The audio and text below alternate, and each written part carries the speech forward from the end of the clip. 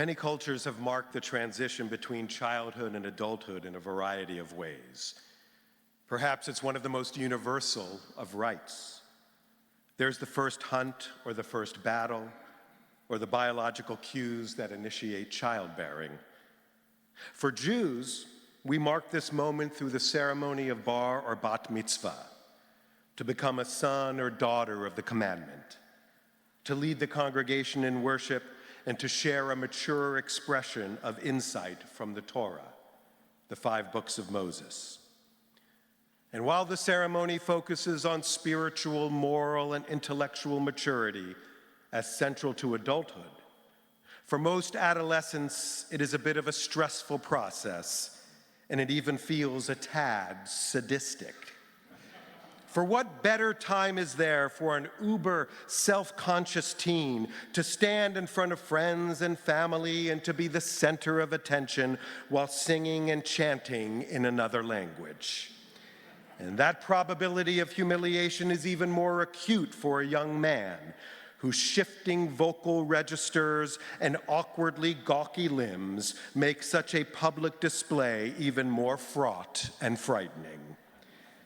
But there I was, 48 years ago, in my mid-70s 3-piece disco suit, braces gleaming in the stage lights, sporting a Prince Valiant haircut, and even more pressured in that I was the rabbi's only son, expected to excel in my performance in front of 1,000 congregants. Surprisingly, I was quite calm and confident on the big day, though my father must have absorbed some of that strain in that he nearly slit his own throat shaving that morning. No spoilers, but all turned out well. And eventually, despite the skepticism and mischief-making that characterize most RKs, rabbis' kids, I ended up following my father's path into the rabbinate. But beyond my pride in performance and leadership, I distinctly remember being quite struck and moved by the content of the Torah portion I read and interpreted for that week in 1977. It is the portion we happened to read yesterday in synagogues around the world, and its power and purpose still resonate with me today. The portion is called Bahar, literally meaning on the mountain, from the final chapters of the book of Leviticus, which we read as our first reading this morning. It contains one of the most famous biblical verses used in a civil context, the inscription on Philadelphia's Liberty Bell: "Proclaim liberty throughout all the land, to all the inhabitants thereof."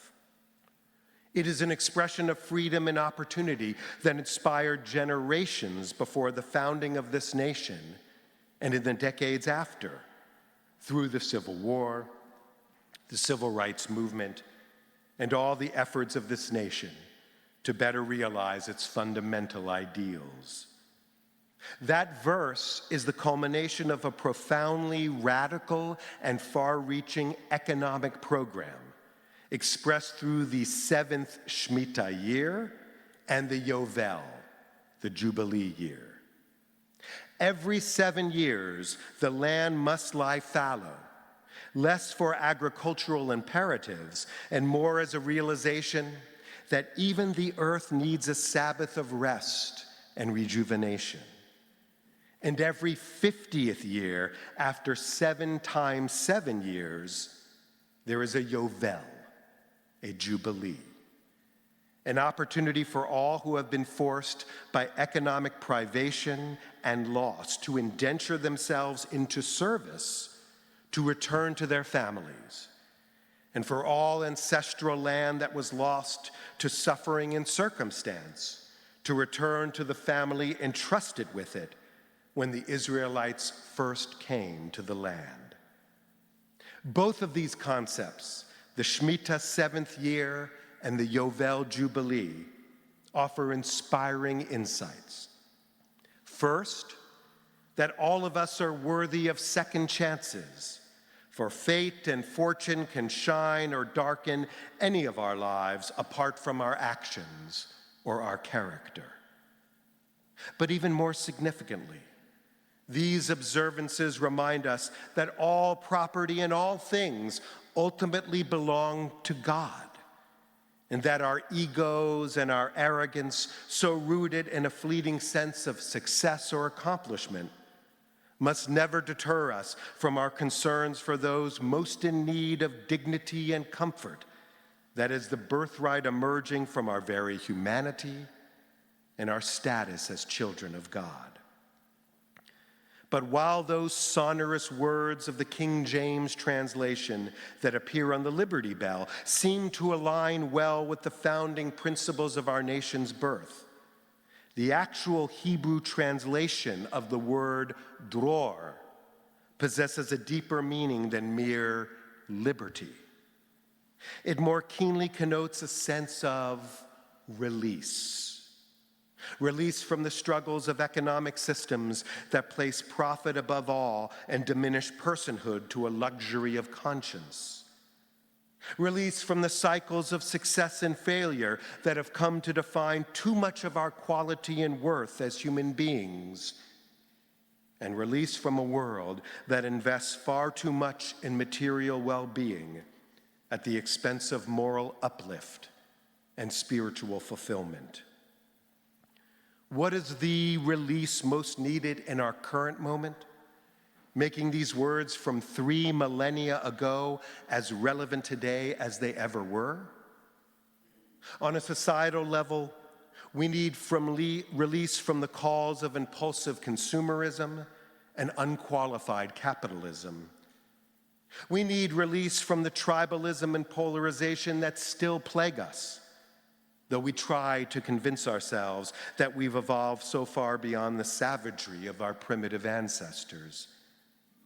And we need release from our obsession with secular materialism and technology as an end in our lives rather than a means, as we give short shrift to the spiritual, moral, and intellectual virtues that are the hallmark of our humanity as much as the divinity that lies within us. On a personal level, we need release from those attitudes and actions that constrain us from becoming our better selves, those well-worn habits and furrows of behavior that are a thoughtless default rather than a considered expansion of what we can be, of what we are meant to be, of what God longs for us to be. I skirted a bit over the title of this week's portion, Bahar, on the mountain. It is the first word of the portion, which is how they are named in Jewish tradition. But rabbinic commentators were struck by the disconnect between this economic legislation and where it was revealed. For the Sinai experience happened well before this discussion in the Torah's chronology. The rabbis, as they often do, come up with all kinds of interpretations. But I am partial to the iconic power of being on the mountaintop, a metaphor Dr. King employed from the end of the Torah as Moses surveys the promised land that he will not enter.